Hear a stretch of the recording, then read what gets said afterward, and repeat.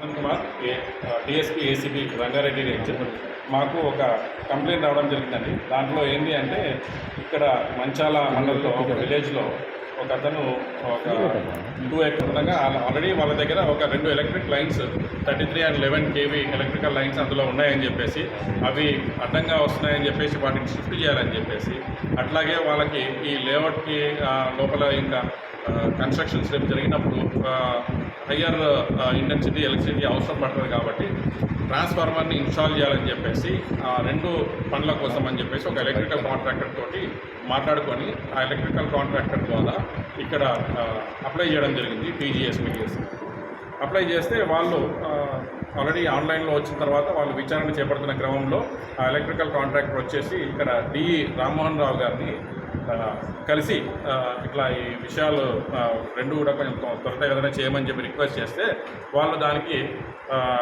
18,000 rupees DE Rammohan Rao గారు demand చేయడం జరిగిందన్నమాట. ఒకటేమో షిఫ్టింగ్, ఇంకోటేమో ఇన్స్టలేషన్ ఆఫ్ న్యూ ట్రాన్స్ఫార్మర్.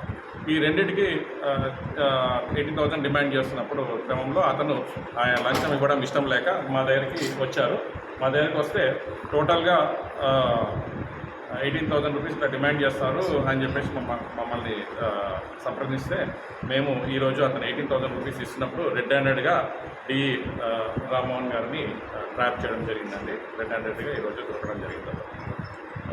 మంచాల మండలం సంబంధించి సరూనగర్ డివిజన్ సరూనగర్ సర్కిల్లోనే సరూనగర్ సర్కిల్లో వస్తుందండి. అంటే మంచాల మండలంలో ఒక విలేజ్ అండి.